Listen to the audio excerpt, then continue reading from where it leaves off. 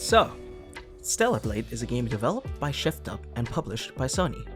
I heard so much about this game last year when it first came out on PS5, but I didn't know the devs, so I didn't want to invest in a game that I wasn't certain I'd like, especially since I much prefer playing on a PC over a PS5. That being said, when it came out to PC this year, I took the leap and bought the game. I heard a lot of people say it's a character action game or even a Souls-like, but I feel like that term has kind of lost its meaning at this point. I'd personally err on the side of this game being somewhere in the middle, with a strong focus on fast, stylish combat, but not as much freedom of skill expression as something like Devil May Cry or other character action games. As usual, I'm not going to withhold my assessment, and let me say this, I think this game is an easy recommendation for me. Let's start with the elephant in the room, shall we? The game sexualizes the female characters, especially Eve, a lot. Many people call it a Gooner game. I jokingly called it the Gooner game when I was going through it on my stream. However, I don't honestly even think it's that bad now that I've actually gone through the game. I'll expand on it more later in the visuals segment, but you have complete control over how Eve dresses and styles her hair, which helps bury the gooniness of it by quite a lot if you aren't fond of those aspects. The game gives you the option to start in easy or normal, and if you're crazy, you can dive into the options and enable hard mode right away. Easy and normal are the new game difficulties and are quite appropriately scaled for such, while hard mode definitely feels scaled for New Game Plus. I would strongly not suggest playing on hard mode on your first playthrough, as everything will one or two shot you, making it very hard to actually learn the movesets, and you won't be doing enough damage for it to feel satisfying even when you do play well. That said, the option is there if you're one of those Kazan players. In overall setup and gameplay, Stellar Blade reminds me a lot of Final Fantasy XVI, but I actually think that Stellar Blade pulls off that formula better than how Final Fantasy XVI did, other than maybe the story and the scale of some of the bosses, since Stellar Blade bosses tend to be closer to human size. And to be clear, I loved Final Fantasy XVI, but there were a lot of issues with that game. Stellar Blade, in the simplest terms, is a cinematic action-adventure game with a lot of places to explore and fight in, and I think that it pulls off what the developers wanted to do spectacularly. The footage I'll use here is only from the early segments of the game, so that any spoilers we show won't be too major. Stellar Blade is a story set in ages far beyond our current time. In the story, humanity escaped to space following a conflict with a race called the Naytibas, who have overrun the planet. Under the guidance of an AI called Mother Sphere, humanity sends squads of elite agents known as the Airborne Squads to defeat leaders of the Naytiba and reclaim the Earth. Eve, the main character, lands right in the middle of an ongoing battle with the Naytibas. Despite some initial success, the mission goes sideways very quickly due to an unidentified Alpha Naytiba, and Eve herself becomes the only survivor of the squad after being saved by the human survivor named Adam. The rest of the story shows Eve's journey to hunt down the Elder Naytiba and forge bonds with the human survivors in the city. The main crew in your party consists of Eve, Adam, and Lily. Eve is the protagonist of the game and a member of the 7th Airborne Squad and an extremely competent fighter. She's quick on her feet and is able to adapt to almost any situation the game puts her into. Adam is the human survivor who saves Eve from the battle after everyone else gets wiped out. He stays out of the action but assists Eve using a drone that acts as his eyes on the field. Lily is the team technician that Eve saves in a very early stage in the game. She is part of the 5th Airborne Squad and is the person who provides Eve with her upgrades in-game. The character interactions between them can be quite endearing, but nothing is particularly standout compared to some other similar games. Personally, I think that the story of Stellar Blade is fine, but not stellar. Get it? Okay, let's move on. I think the big picture story is interesting, but I do feel like the moment-to-moment story is kinda eh. There's a lot of cool plot twists over the course of the story, but most of them are relatively predictable. I've heard from many people that the story is essentially the same as Nier Automata's story, except not as well told. I can't confirm or deny this, as I still have not played Nier Automata myself, but that's what I've heard. The format of the story is essentially, there's a straight main quest path that you can go through, with side quests that provide a lot of background lore and NPC stories, as well as some boosted up versions of bosses you fought before, or even new ones. This is also tied to one of the endings, so if you're trying to do everything, it'll be worth it as well. I'll explain more of the format in the gameplay segment. The more notable side quests actually do feel like they matter to the characters, and they do well in getting you to care for those characters. The NPCs are actually really easy to empathize with. and I really enjoyed the general writing of this game. I didn't care for every side quest, but there were quite a few that I was actually invested in. Visually, I think that Stellar Blade is an extremely pretty game, with nice art direction, though perhaps not a unique one. The general style of the game is what I would probably describe as stylized realism. I don't know the actual term that would be used, so please feel free to let me know. The main crew is extremely pretty, which creates a very strong contrast with the desolate post-apocalypse world and the grotesque enemy designs. Speaking of the world, there is a huge variety in the areas you progress through, with ruined cities, desert wastelands, flooded sewers, train stations, and underground bunkers being some of the first environments you go through. As far as the main crew are concerned, we have some level of customization that we can do. Eve has the biggest amount of clothing available to her at over 80 different sets of clothes to play around with. This ranges from her skin suit, which shows a lot of skin, to swimsuits, to clothes you'd actually wear in real life. I personally have a preference for clothing that actually fits the situations the characters are in. I did actually have another one that I liked more, but I felt like the setting needed glowy sci-fi bits on her clothes and body, and the biker set didn't have that. Rosaire made a comment about how I was on a mission to cover girls in every game I can choose clothes for, and hey, get off my case, alright? In addition to the clothes we have available, Eve also has many hairstyles that you can change into easily once you unlock them, and I quite enjoy the variety that we actually have. We also have earrings and glasses. There's a lot of customizability. Adam and Lily have a smaller amount of clothes to choose from, with a lot less variety in the styles that they have access to. I assume it's just because they aren't really the playable character, but considering we do see them as the drone more, that may also count. There are a few options to customize how the drone looks, but as with Lily and Adam, there isn't actually a lot of variety there. Cutscene choreography and fighting and traversal animations are absolutely phenomenal in this game. I think that every fight action in cutscenes and cut-ins during fights are extremely cool. The only animation that actually feels out of place for me is the pole swinging one, which feels oddly muted compared to how cool and over the top everything else is. I have to give a bit of a shout out here to the animation Eve does when she opens crates, lockers, and vending machines. She deadass just kicks it open, and it's the most entertaining thing I've ever seen. Her first reaction to everything seems to be to kick it, and I just love that so much. Which is actually kind of funny to me because some of her combos include kicks and those are the most powerful hits. Maybe she should just kick everything. Let's move on to the combat aspects of the visual and sound design. I think that the telegraphing done in this game was quite well pulled off, with most attacks being quite readable and reactable. Some of them are tricksy, but it feels like they were intentionally tricksy, and the game is not so difficult that it's an issue.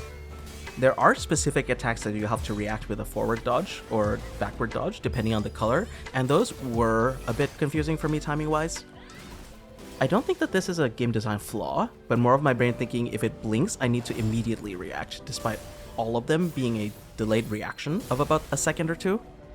I got over it after a while, so it's not something you won't adjust for over time. In terms of sound design, I think that the developers have done a fantastic job. The perfect block and dodge sounds are immensely satisfying, and you can tell when you pull it off by sound alone, though of course the animations show it off quite as well. The enemy sounds are generally fitting for what they are and not intrusive, and the previously mentioned forward-backward dodge attacks give out a distinct sound cue as well, so you know what kind of attack is coming. Not much to say on this front, generally really good. The music that's available in this game is also really good, especially in the later parts of the game. I don't have much to say on it honestly, but there's a lot of variety and it was fantastic. I feel like my videos having very long gameplay segments is going to become a running theme, but here we go. As usual, I'll talk a bit about everything that we'll have access to so you'll have a clear picture of what you can expect.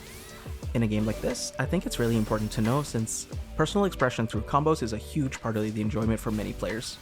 In terms of combat, we have a large amount of options with combos and skills that we have access to that flow well into each other. The basic combos we get at the start are quite fluid and can be used for different situations as well, in addition to looking really cool. They don't do a whole lot of damage unless you build for it, but they're easy to get in between enemy attacks. To react to enemy attacks, you have access to dodging and blocking. You can generally cancel most of your basic combos into a block, similarly to Sekiro, with a few exceptions. If you time your blocks to the enemy's hit, you'll parry the attack. This will reduce their balance and throw them off balance for combo enders, letting you use your own follow-up counters or start your own combo. If you manage to deplete their balance, you'll be able to land a finisher with an awesome animation that deals a large amount of damage. Different enemies and bosses have different amounts of balance shown under their health bar. Dodging can be done only between attacks as far as I can tell. If you time them well though, you'll get access to counters similarly to parrying. You can use your beta or burst energy to boost the counters even further for a cool spectacle. One attack type of note is that if the enemy flashes yellow before the attack, that means that the attack cannot be blocked or parried, so you'll have to dodge the attack. Which leads us into beta skills and burst skills. Beta skills are your basic skills that use your beta energy that you'll naturally build as you attack or defend. Beta skills are pretty spammable if you're constantly applying pressure and parrying attacks every now and then. Burst skills are in a similar basket, but they use burst energy that you can gain only through dodging and activating finishers. These skills are massively powerful in a cool spectacle, but also not as easy to build the burst energy to activate. Both burst and beta skills start as single skills you throw out, but once you progress further, you'll be able to unlock follow-ups or even more powerful variants of them as you get further into the game, as well as some in New Game Plus. There's also a unique kind of dodge that works similarly to Sekiro's Mikiri counter, which I mentioned previously as the forward or backward dodge. If they flash blue, you wait until you flash and then you dodge forward, and the same in reverse for the purple flash. You can only do it to specific attacks, and if you do it too early, you'll miss the chance to do it at all, and likely get hit in the process. It looks and feels cool when you successfully do it though, and if you successfully do it to purple attacks, you'll open their weak spot for extra gun damage as well. Did I mention you get access to guns? You get access to a variety of different guns, but they're honestly not super interesting. They're essentially a drone upgrade where you equip it on your arm and shoot with it. You have to manage ammo and swap ammo types based on what you're fighting, and there are a few segments in the game that shifts the vibe of the game completely to a more Resident Evil segment due to not having access to your sword at those times. However, because of how agile Eve is by default, I don't think that those segments ever really felt threatening, even lacking access to the sword. If anything, I was kind of annoyed because I can't aim for the life of me with a controller, and I strongly dislike aim assist in any game. There is also a Devil's Trigger style mechanic that you'll be able to access later in the game, but it's far enough that I don't want to show it here, since it's a bit of a spoiler as well. I feel like I'm actually not too fond of how it's implemented here, as a lot of the new attacks you get while in the mode are pumped up versions of your normal attacks, but you still have to spend skill points to unlock them again in the mode. Obviously there's still uses for the mode, right? Like, you can use it to do a lot of stagger and keep whatever you're fighting stun locked for a decent while and buy you some time to breathe and think. But like Kazan, it doesn't feel super, it just feels like a I need some breathing room kind of mode. Progression in Stellar Blade is done through the use of a skill tree, with EXP earning points for the player to use on the skill tree as you keep playing. It's simple and can unlock new moves or counters, as well as upgrading what you already have. You unlock more things to spend points on after you hit New Game Plus as well. Not much to say, honestly. It's not innovative, but it's done well. You can also choose your approach to the game using exospines and gear. Exospines will form the core of your build, allowing you to lean into different mechanics in the game. Gear will let you enhance specific stats or reinforce what you use with the exospines, or allow you to adjust things that aren't addressed in exospines, such as attack speed or experience gained. Let's move on to the enemy side of the equation. I think in general, enemy design is quite good, with a large variety and most being generally fun to fight. Most of the time they're placed well and you don't end up getting swarmed by too many threatening enemies at the same time, so you can isolate them and pick them off one by one. Sometimes fighting them in groups is fine too, honestly, though it can be kind of hit or miss depending on where and how the fight is taking place, especially in the open zones, where you'll have enemy groups that wander into a fight that you're already in and blindside you from off the camera. The main pain point for me are the ranged enemies are kind of hard to react correctly to due to projectile time, and shield enemies tend to be fine to fight alone, but once they're in a group they can become the most annoying thing in existence. This is especially prevalent in later parts of the game, where it felt like the developers kind of gave up on enemy placement and just started copy-pasting enemies into small zones with very little space to move. There are also elite enemies which are boosted versions of the normal enemies you face with bigger stats and some new moves, though the big surprise was always the stats, since I've been one comboed from them multiple times. On to the highlight here, however, and that is the bosses present in this game. There is a large variety of bosses, and they all feel generally unique, with late game adding stronger variants for earlier bosses. The bosses in the game are genuinely really cool, with grotesque designs and attacks utilizing aspects of their design. In general, they've got interesting movesets, but they're not overly complex. Especially towards the end of the game, there are some amazing bosses that are super cool. Unfortunately, as I am not showing things towards the middle and end of the game, you'll just have to take my word for it. I will say though, that I adore these fights, and I have fought them repeatedly for fun many times after I finish the game. There are some bosses that have quick time events at the start and end of the fights as well, which usually sets the tone for the fight or acts as finishers. If you fail to end QTEs, they usually heal back a little bit and continue fighting you. The world design is generally pretty simple in Stellar Blade. There are a lot of different zones you'll traverse through, and it alternates between simple zones you'll push through like in many action games, and large open zones that you can explore and quest in. You'll be returning to a lot of these old areas, but sometimes there will be twists, like lowered water levels giving you access to areas that you couldn't go to before.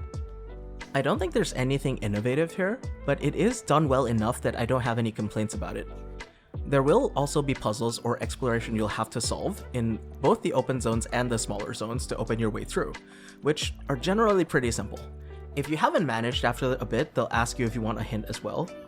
The fact that they do give you hints is great, but some of the hints they give are really stupid. Like, yeah, I know I have to find those keys in this zone game, but like, where in the zone do I look? Progress through the areas are checkpointed by bonfire-like camps that always include a chair to sit in and reset, a vending machine to stock up on consumables and resurrect items, as well as skill upgrading machines to grant access to skill tree. There are also some big camps that give you access to a workbench, which lets you upgrade your sword, drone, and healing item as well. Respawn point mechanics work similarly to how Souls bonfires work, except you don't lose anything when you die, so it's, not as unforgiving. There are a lot of collectibles that serve different purposes as you go through the different areas. Some of these collectibles are required and will contain codes for locked doors, as well as others that will give you lore and backstory of the world, and the characters whose body you found. You'll also be able to upgrade your health and beta gauge through finding the bodies of other Airborne Squad members who've died as well. All of these collectibles are easy to find as long as you're actually looking through the area, since you can scan the area with a short cooldown. This is absolutely amazing for me, because I have the perception of a goldfish and will miss things literally right in front of me. There is one thing that did confuse me a bit, is there are parts of the game that get introduced and then they never seem to be actually utilized again afterwards. The first one introduced is quite early on with an enemy that can go invisible, so you have to scan the area to reveal where they are. And it's a really cool mechanic, but that enemy type I think is the only one that actually does that, and I don't remember it being used ever again for other enemies unless they show up. There's honestly probably other cases like this that I forgot about, because it honestly feels like the devs are just as ADHD as I am and forgot about it themselves. So, what do I think of the game? I mean, honestly, I already said it in the intro, but I think that my tone over the course of this video is also pointing towards a recommendation. The game's moment-to-moment gameplay is fantastic, and the story side of the game is decent enough that it's not an active detriment to enjoying the game. If you're a fan of character action games like Devil May Cry or Bayonetta, you'll likely enjoy your time here, as a less complex but still stylish and fun action game. If you're a fan of the gameplay Final Fantasy XVI tried to do, but felt like there was something missing on the action side, I think this game will really appeal to you. I think you're the target audience for that game. The number of options available to you as a player lets you play in the way that you want and really show up what you can do. On the other hand, if you wanted more RPG in your Final Fantasy XVI, this game is probably not it for you. If you're looking for a game to be immersed in and focus on the story, I don't think this game will be for you either, honestly. The story is not awful, but it's not really bringing anything special to the table either. If you're somewhere in the middle, I'd suggest giving it a try and see, and refunding the game if it doesn't click with you. This game is going to appeal to a lot of players, even if it isn't everyone. I would suggest considering what you're looking for in the game, since this game has some very strong points, but also some very weak points that can really matter depending on the kind of gamer you are. I actually went in expecting something more akin to Devil May Cry from what everyone has described on YouTube, But as I played, I realized it was more cinematic action, like Final Fantasy XVI, which I also enjoyed, so, I didn't mind. I'm a big fan of what they've done, and I genuinely really enjoyed my time playing the game, and I'm excited to see what they do next. I hope that this helped you decide if you want to try the game out, or if it didn't. I hope you're having a fantastic day, and I'll see you next time. If you enjoyed this video, please consider dropping me a like and subscribing to me for more content like this. Comments are also appreciated since I always enjoy open dialogue and I'm open to having my opinions changed. Have a fantastic day. Bye-bye.